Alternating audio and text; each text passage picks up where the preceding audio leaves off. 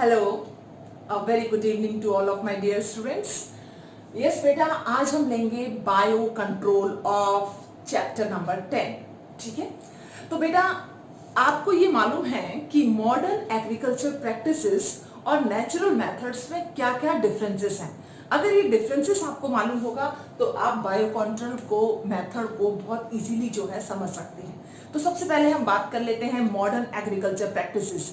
क्या क्या ऐसे नुकसान जो थे इसके, इतना जो हार्मफुल इफेक्ट्स थे जिसकी वजह से हमें वापस अपने इस बायो कंट्रोल मोड की तरफ आना पड़ा. ठीक है ना. तो आपको मालूम होना चाहिए कि मॉडर्न एग्रीकल्चर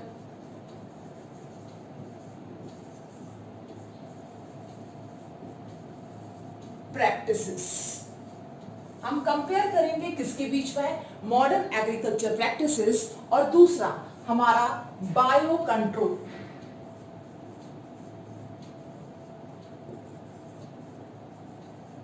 मेथड किस तरह से हमारा बायो कंट्रोल मेथड जो है वो बेनिफिशियल है और हमें अब मुड़ना चाहिए किसकी तरफ, बायो कंट्रोल मेथड की तरफ. क्या रीजंस हैं, क्या वजह है, किसकी वजह से जो है हम वापस किसके पास में जा रहे हैं, नेचर के पास में जा रहे हैं. ठीक है ना. बायो कंट्रोल मीन्स आप वापस किसकी तरफ मूव हो गए हो, नेचर में. आपने नेचर से अलग होकर काम करा, उसके क्या क्या हार्मफुल इफेक्ट्स आए, आप क्यों नेचर के पास में वापस जाएंगे जिसके बेनिफिशियल इफेक्ट्स आपको मिलेंगे और मिल रहे हैं. हाँ जी. तो मॉडर्न एग्रीकल्चर प्रैक्टिसेस सब जानते हैं. मॉडर्न एग्रीकल्चर प्रैक्टिसेस के अंदर हम क्या यूज करते हैं, केमिकल्स. क्या यूज कर रहे हैं हम, केमिकल्स. अगर हमें किसी पैथोजन को किल करना है तो हम क्या यूज करेंगे, केमिकल्स. अगर हमें किसी पेस्ट को किल करना है हम क्या यूज करेंगे, केमिकल्स. अगर हमें किसी इंसेक्ट को किल करना है हम क्या यूज करेंगे, केमिकल्स. तो केमिकल्स आप यूज कर रहे हो, whether it is insecticide, whether it is weedicide,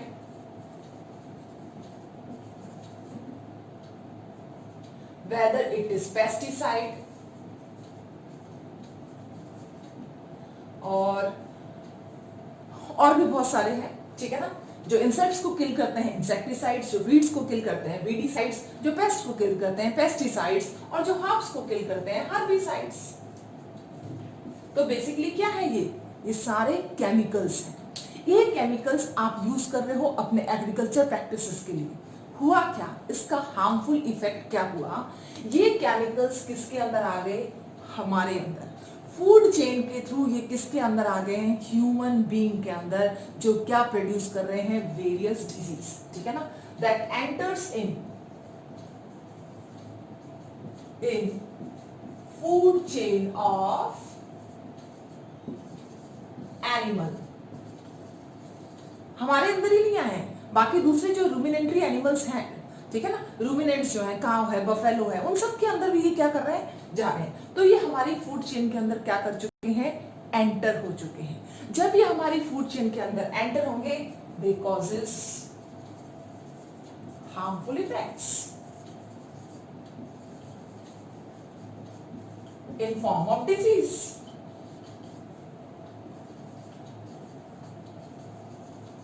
बीमारियों के रूप में ये क्या कर रहे हैं, आगे और ज्यादा डिजीज का प्रोडक्शन कर रहे हैं. अब इसने डिजीज का तो प्रोडक्शन करा ही, लेकिन हमारे एनवायरनमेंट को क्या कर दिया, पॉल्यूट कर दिया. हमारा जो वाटर था, ग्राउंड वाटर इवन, ठीक है ना, उसको भी इन्होंने क्या कर दिया, पॉल्यूट. तो they pollute the environment, pollute the environment, even ground water. यानी कि आप सरफेस की बात मत कीजिए, ये सरफेस से परकोलेट होके कहां चले गया है, डीप में चले गया है, वाटर के अंदर. आपका एनवायरनमेंट जो है वो क्या हो गया, खराब. आपकी जो सॉइल है, pollute the environment, whether it is soil, whether it is air, और वेदर इट इज वाटर. अगर ये केमिकल जो आपने यूज में लिया इतने सारे हार्मफुल इफेक्ट शो कर रहा है, तो क्यों नहीं हम मूव करेंगे किसी एक दूसरे मेथड की तरफ, जो कि क्या है, natural method. So bio control is a natural method of removing the harmful pest from the environment. Okay, so this is what natural method.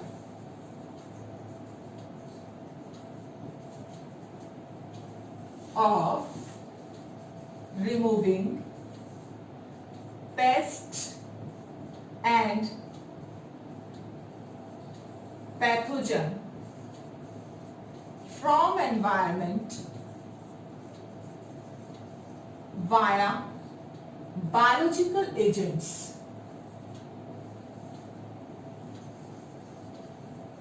like virus, bacteria,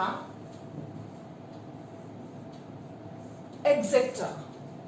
आपने लिविंग ऑर्गेनिज्म को ही यूज कर लिया लिविंग ऑर्गेनिज्म को किल करने के लिए। तो मतलब ये हुआ कि जो पेस्ट था उसको आपने किल करने के लिए किसी लिविंग ऑर्गेनिज्म यानी कि उसके ऊपर क्या कर दिया, बायो कंट्रोल। ये मेथड ज्यादा बेनिफिशियल है बिकॉज ये कोई भी पॉल्यूशन नहीं कर रहा। Number 1,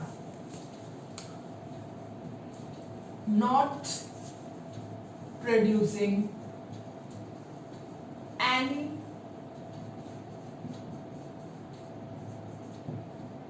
pollution. इसके लिए क्या रिक्वायरमेंट है?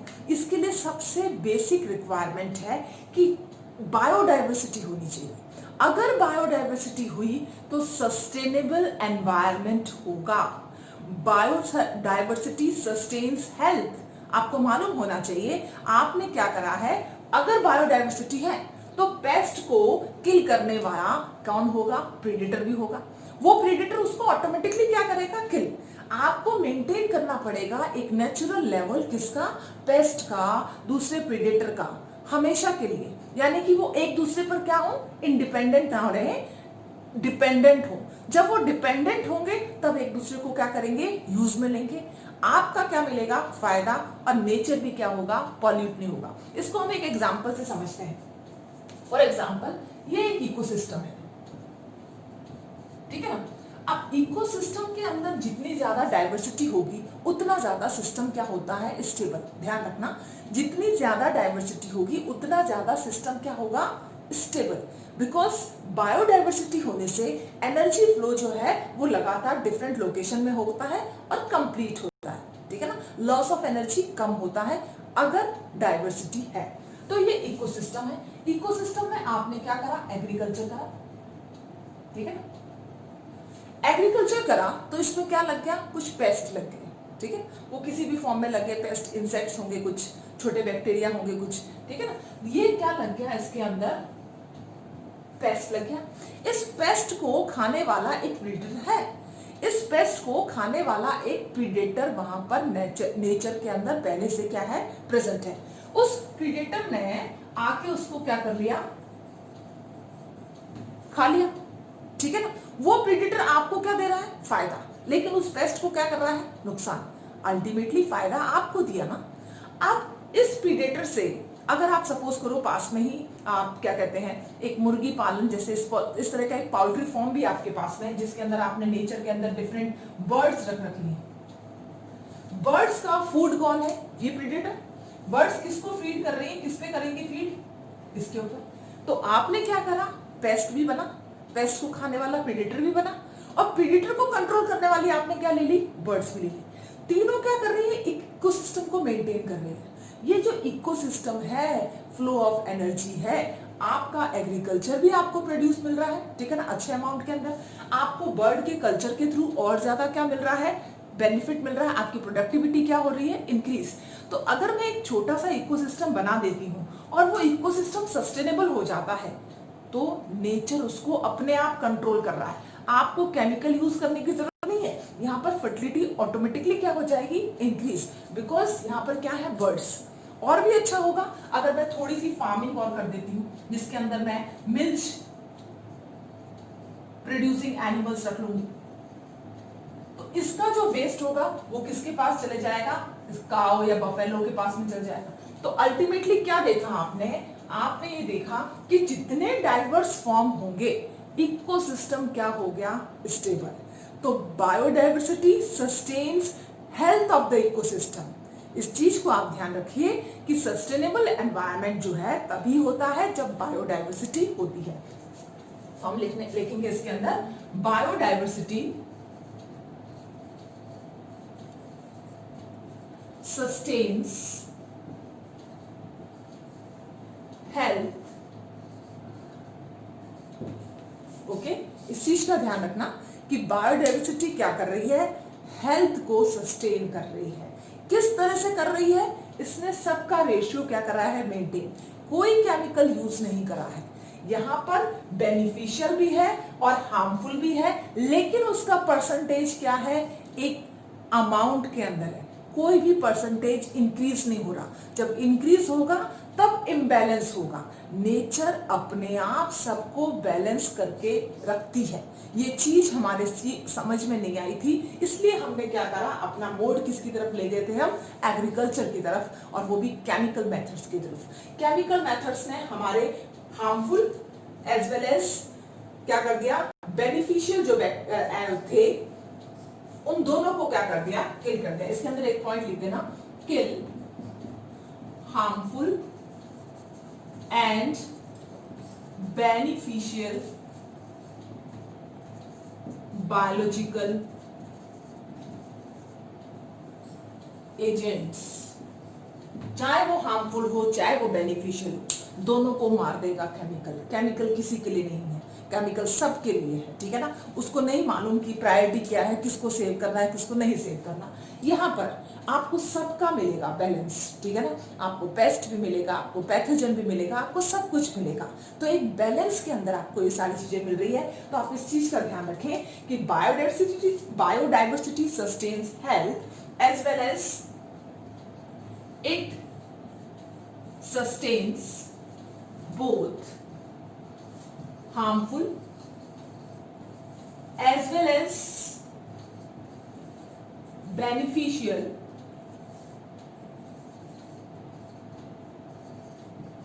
biological agents।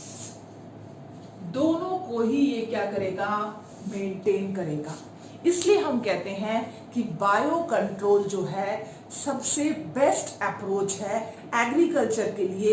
नेचर अपने आप सस्टेन करता है, ठीक है ना। तो किसी भी लैंडस्केप की अगर बायोडाइवर्सिटी ज्यादा होती है, इट मीन्स वो इकोसिस्टम क्या है, हेल्दी है, वो नर्चर करेगा, वो आपको कुछ देगा, ठीक है ना। उससे आपको बेनिफिट ही मिलेगा, कोई पॉल्यूशन नहीं होगा। लेकिन अगर दूसरी तरफ आप केमिकल्स मोड की तरफ जाते हो तो यहाँ पर केमिकल्स डिस्टिंग्विश नहीं कर पाते which one is the harmful and which one is the beneficial. ये दोनों को ही क्या कर देगा, किल। सेम उसी तरह से जैसे एंटीबायोटिक्स आप लेते हो और एंटीबायोटिक्स लेने के बाद में आपका जो हार्मफुल बैक्टीरिया है या हार्मफुल जो क्या कहते हैं पैथोजेंस हैं, जो फ्लोरा है, फोना है, वो तो किल होता ही होता है। लेकिन आपका बेनिफिशियल फोना जो स्टमक के अंदर प्रेजेंट है वो भी क्या हो जाता है, किल हो जाता है। और इसका नेगेटिव इफेक्ट आपकी हेल्थ पे कैसे पड़ता है, आपकी ग्रोथ जो है वो रुक जाती है, स्टंटेड ग्रोथ हो जाती है। और दूसरा, आपकी बॉडी के अंदर रेजिस्टेंसी बढ़ जाती है पर्टिकुलर एंटीबायोटिक के लिए, ठीक है ना। तो सेम सॉइल के साथ में भी यही हुआ,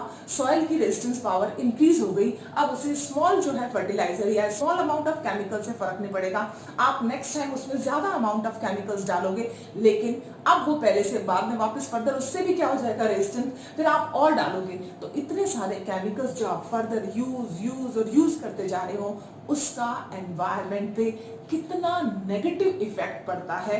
अगर हम ये इमेजिन करेंगे तो हमें आज मालूम पड़ेगा कि जो सिनारियो आज ग्लोब का है उसके पीछे सबसे बड़ा रीजन जो है दैट इज द केमिकल। इसी वजह से हम वापस मूव कर रहे हैं किसके ऊपर, ऑर्गेनिक फार्मिंग के ऊपर। तो ऑर्गेनिक फार्मिंग की शुरुआत होती है किससे, बायो कंट्रोल से। ओके बेटा, तो बायो कंट्रोल एक कैसी है, हॉलिस्टिक अप्रोच है। ध्यान रखें, ये कैसी अप्रोच है, हॉलिस्टिक अप्रोच है। इट मीन्स ये सबको साथ में लेने वाली है, सबको साथ में लेकर सबका विकास सबका साथ वाला जो नारा है वो किसके साथ में फिट होता है, बायो कंट्रोल मेथड के साथ में, ठीक है। तो आपको क्लियर हो गया होगा कि मॉडर्न एग्रीकल्चर प्रैक्टिसेस जो है वो क्या यूज करती हैं? केमिकल्स। केमिकल्स हमारे फूड चेन के अंदर जाएंगे और फूड चेन में जाने के बाद में हार्मफुल इफेक्ट शो करेंगे, हमारे एनवायरनमेंट को क्या कर देंगे? पॉल्यूट कर देंगे, हमारा सॉइल, एयर, वाटर सबको पॉल्यूट कर देंगे। ये harmful as well as beneficial दोनों बायोलॉजिकल एजेंट्स को क्या कर देता है? किल। दूसरी तरफ आपके पास में एक नेचुरल मेथड है, natural method of killing pest और removing the pathogen from the environment. इसके अंदर आप किसी लिविंग ऑर्गेनिज्म को ही यूज कर रहे हो, आप वायरस को यूज कर रहे हो, बैक्टीरिया को यूज कर रहे हो, माइक्रोब्स को यूज कर रहे हो for killing the paste and pathogen. इस तरह का होलिस्टिक अप्रोच क्या है? That is the bio control. ये कभी भी पॉल्यूशन प्रोड्यूस नहीं करेगा। इसके लिए सबसे इंपॉर्टेंट क्राइटेरिया क्या है? That is the biodiversity. Biodiversity sustains health. Okay, so it is a system, it sustains both harmful as well as beneficial, ठीक है ना? biological agents in balancing level। In balancing level आपको ध्यान रखना बहुत जरूरी है, क्योंकि अगर एक का भी कंपोजिशन ज्यादा हो जाएगा या कम हो जाएगा तो ये क्या कर सकता है? नुकसान कर सकता है। तब हमें जो है दूसरे जो है एजेंट्स अपनाने पड़ेंगे, या तो हमें ज्यादा करना पड़ेगा अपने प्रेडेटर का अमाउंट, ताकि प्रे क्या हो सके? कंट्रोल में। लेकिन उसके लिए अगर आप डाइवर्सिटी को इंक्रीज करते हो तो वो सबसे अच्छा मोड रहेगा किसका? Bio control. तो बायो कंट्रोल की दो चीजें आप हमेशा याद रखें। First, it require biodiversity. Number two, it is an holistic approach. Okay, while modern agriculture method is just polluting the environment। Clear बेटा? Yes बेटा। तो बायो कंट्रोल क्लियर हुआ। तो bio control means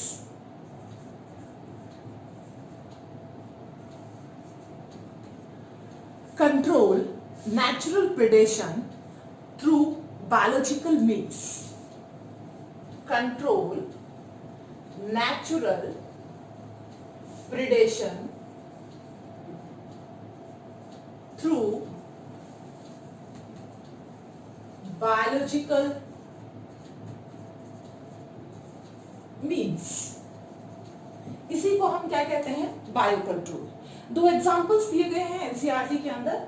first example is the dragon fly. Dragon fly आप जानते हैं, ठीक है ना, जिसको हम हेलीकॉप्टर कहते हैं, जिसके दोनों विंग्स बिल्कुल स्ट्रेट होते हैं। आपने देखी भी होगी ड्रैगन फ्लाई। इस तरह से ये इंसेक्ट्स होते हैं, इसके बिल्कुल सीधे जो है हेलीकॉप्टर जैसे विंग्स आपको नजर आते हैं, ठीक है ना। तो ये जो ड्रैगन फ्लाई है ये किस पे फीड करती है?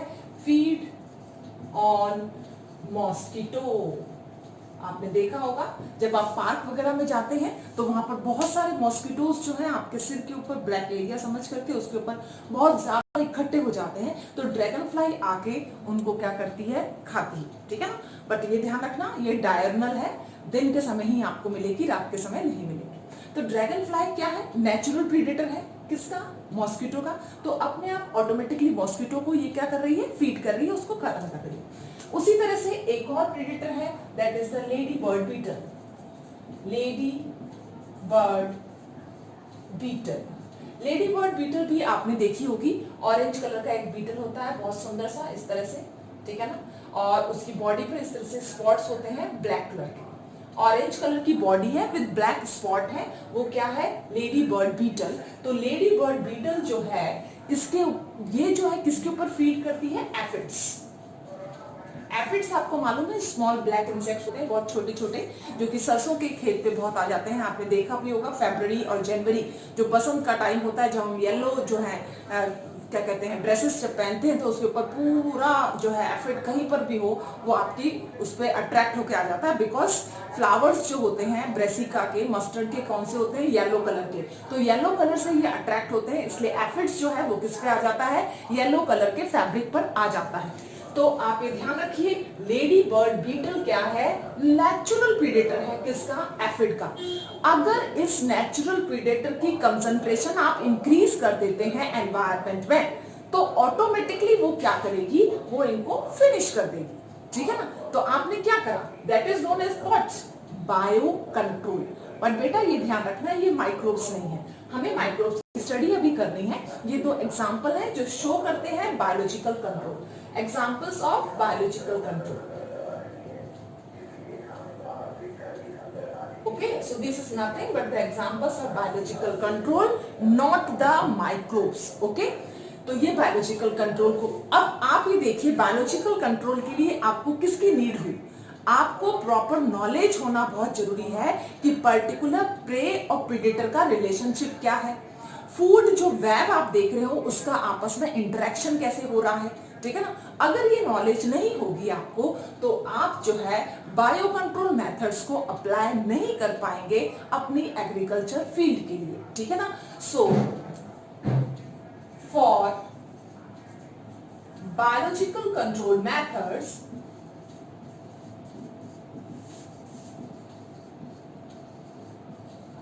there is need of knowledge about prey predator interaction. It means जितनी भी फूड वेब जो नेचर के अंदर है उसकी नॉलेज आपको मालूम होनी चाहिए, ठीक है ना. नॉलेज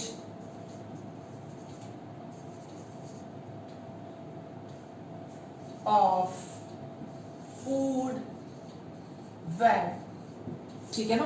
क्या है, फीडिंग हैबिट्स कैसी हैं इनकी, इंसेक्ट्स की फीडिंग हैबिट कौन कौन सी है. Feeding habit of insects, feeding habit of insect and paste. जब तक कि आपको पूरी नॉलेज नहीं होगी आप इसका बेनिफिट नहीं ले सकते.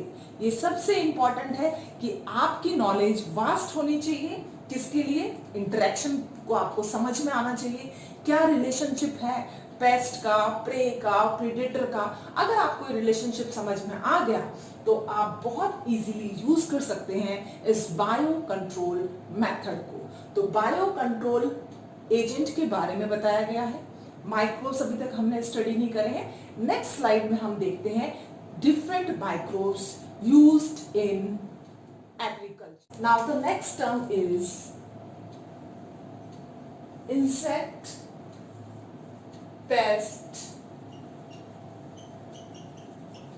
Management. What is IPM? IPM आप किसे कहते हैं? इंसेक्ट पेस्ट मैनेजमेंट क्या है? That is basically controlling pest via bio control agent without harming the environment और nature. That is known as the pest management. That is using methods which are not harming the environment, ecologically sound methods. So insect pest management is method of controlling is method of controlling pest via ecologically sound methods like crop rotation. Crop rotation के through भी बेटा आप क्या कर सकते हो, किल कर सकते हो किसको, माइक्रोब्स को. और अलग अलग क्रॉप अगर आप ग्रो करोगे तो ऑब्वियसली क्या होगा, जो भी इसका पर्टिकुलर पैथोजन या पेस्ट होगा वो नेक्स्ट क्रॉप में किल हो जाएगा, ठीक है ना. एंड बायो कंट्रोल मेथड्स जो आप पढ़ रहे हैं, बायो कंट्रोल मेथड्स, वो भी किसका एग्जांपल है, that is IPM, insect pest management, जिसमें आपने नेचर को हार्म नहीं पहुंचाया है. That is ecologically sound. ऐसा मेथड जो इकोलॉजिकली साउंड है, ठीक है ना, और नेचर को जो नुकसान नहीं पहुंचा रहा है, that is known as insect pest management. हम कुछ बायो कंट्रोल मेथड लेंगे इसमें. फर्स्ट जो है bio control methods. Bio control methods के अंदर बायो कंट्रोल मेथड्स अब हम यूज करते हैं किसका, माइक्रोब्स का, ठीक है ना. बेसिकली माइक्रोब्स ही आपके चैप्टर के अंदर है। फर्स्ट हम ले रहे हैं माइक्रोब बैसिलस थ्यूरिंजेनेसिस। बैसिलस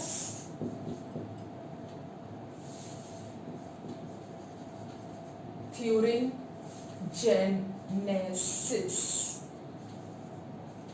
ये जो बैसिलस थ्यूरिंजेनेसिस जो माइक्रोब है, ये बेसिकली कहां पाया जाता है आपको मालूम है? This is what, this is bacteria. इस बैक्टीरिया का एक छोटा सा सैशे आता है बेटा, मार्केट के अंदर इस तरह से सैशे मिलता है इसका, ठीक है। उसके अंदर बहुत सारे बैसिलस थ्यूरिंजेनेसिस भरे हुए होते हैं, ठीक है ना। आप इसको शॉर्ट फॉर्म में लिख देते हैं, बीटी लिख देते हैं, ठीक है। इतना बड़ा बड़ा लिखेंगे तो खत्म हो जाएगा पेज। बीटी बैसिलस थ्यूरिंजेनेसिस इस सैशे के अंदर है। आप इसको प्लस करोगे, इसके अंदर वाटर मिक्स करने के बाद आपने ये ले लिया, दैट इज द, ये ग्लास है या कोई पर्टिकुलर बकेट है, ठीक है ना। इस बकेट के अंदर वाटर प्लस बैसिलस थ्यूरिंजेनेसिस है। क्या क्या है? वाटर है प्लस बीटी। इसको आप क्या करोगे? इरेडिकेट करोगे। किसके ऊपर इरेडिकेट करोगे? प्लांट के ऊपर। जो भी प्लांट आप ले रहे हो जिसके ऊपर भी इंसेक्ट का इन्फेस्टेशन है, यानी कि इंसेक्ट इन्फेस्टेशन या अटैक है, इंसेक्ट इन्फेस्टेशन, तो जिसके ऊपर भी इंसेक्ट का इन्फेस्टेशन है, अटैक है, उसके ऊपर आपने क्या कर दिया? इसको इरेडिकेट कर दिया। जब आप इस प्लांट के ऊपर आपने इसको इरेडिकेट करा इस तरह से, ये प्लांट है, ठीक है ना, और आपने क्या कर दिया है? ये बैसिलस थ्यूरिंजेनेसिस क्या कर दिया? इसके ऊपर इरेडिकेट कर दिया। अब इसको विजिट करने, प्लांट को खाने, स्पेशली लार्वा आता है किसका? इंसेक्ट का, ठीक है। लार्वा आया किसका? इंसेक्ट का। तो जब वो इसको खाएगा तो खाते ही इसके अंदर बीटी कॉटन भी बनाई है हमने इससे। तो बीटी के अंदर एक जीन्स प्रेजेंट होती है, Bacillus thuringiensis contains gene which is known as the cry gene. BT contain gene called cry gene. अब क्या आ गई आपके पास में? क्राइजीन। क्राइजीन से एक प्रोटीन बनता है जिसको हम कहते हैं क्राइप्रोटीन। इससे क्या बना? क्राइप्रोटीन। क्राइप्रोटीन जब भी लार्वा उसको खाएगा, जैसे ही उसको खाएगा, ये क्राइप्रोटीन कहाँ चले जाएगा? उसकी गट में। गट में कौन सा मीडियम है? एल्कलाइन।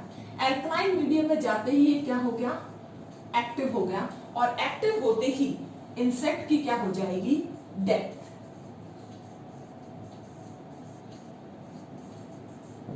इंसेक्ट के लार्वा की क्या हो जाएगी? डेथ। अब आप देखिए इसमें क्या करा हमने? सिर्फ एक बैसिलस थ्यूरिंजेनेसिस का सैशे था उसको पानी में घोला, प्लांट पे हमने इसको इरेडिकेट कर दिया। इरेडिकेट करने पर जब इंसेक्ट का लार्वा उसको खाने आया, इंसेक्ट लार्वा उसके पास में आया, तो ये जो बीटी जीन्स थी जो क्या कहलाती है? दैट इज द क्राइजीन, वो एक्टिव हुई, उसने क्राई प्रोटीन बनाया। क्राई प्रोटीन ने क्या करा? जैसे ही वो उसके माउथ के अंदर गई लार्वा के, ठीक है ना, वो उसके क्या कहते हैं गट में जो मीडियम था एल्कलाइन, ये क्या हो गई? एक्टिव, ठीक है ना। तो एक्टिव हो गई जी। एक्टिव होते ही इसने क्या कर दिया? लार्वा को किल कर दिया, ठीक है ना। तो अब आप देखिए ये लार्वा को किल कर रही है, ये हमें नुकसान नहीं पहुंचा सकती। क्यों? क्योंकि इसका जो स्पेक्ट्रम होता है that is the very narrow spectrum. सबसे एडवांटेजेस फीचर जो है इसका, वेरी नैरो स्पेक्ट्रम, ये हमें नुकसान नहीं पहुंचा सकती, ठीक है ना। इवन ये तो इंसेक्ट को भी नुकसान नहीं पहुंचा पा रही है, ये सिर्फ लार्वा को ही खा रही है। मतलब हम सेफ हैं, बर्ड सेफ है, और जो सॉइल है वो सेफ है, जो भी एनवायरनमेंट के अंदर है वो सेफ है। उसका सिर्फ क्राइटेरिया क्या है? इंसेक्ट का लार्वा। तो इस तरह के अगर इंसेक्ट्स जो हैं, इस तरह के माइक्रोब्स जो हैं जिनका नैरो स्पेक्ट्रम होता है, वो आपके लिए बहुत बेनिफिशियल है, क्योंकि वो आपको हार्मफुल इफेक्ट तो प्रोड्यूस ही नहीं कर पा रहे हैं, क्योंकि उसका टारगेट तो सिर्फ लार्वा है, उसको सिर्फ लार्वा को ही किल करना है, वो हमारी बॉडी के अंदर हमें किल नहीं करती। ये वही किल कर पाएंगे हमें जिनका स्पेक्ट्रम वाइड होता है, लेकिन इसका स्पेक्ट्रम तो इवन ये इंसेक्ट को भी किल नहीं कर रही है, ये तो सिर्फ उसके लार्वा को ही क्या कर रही है, किल। तो इस तरह के नैरो स्पेक्ट्रम वाले जो बैक्टीरिया हैं वो हमारे लिए बहुत ही ज्यादा बेनिफिशियल हैं as a bio control agent. अब हम एक और ले लेते हैं, that is known as the trichoderma. Second is trichoderma.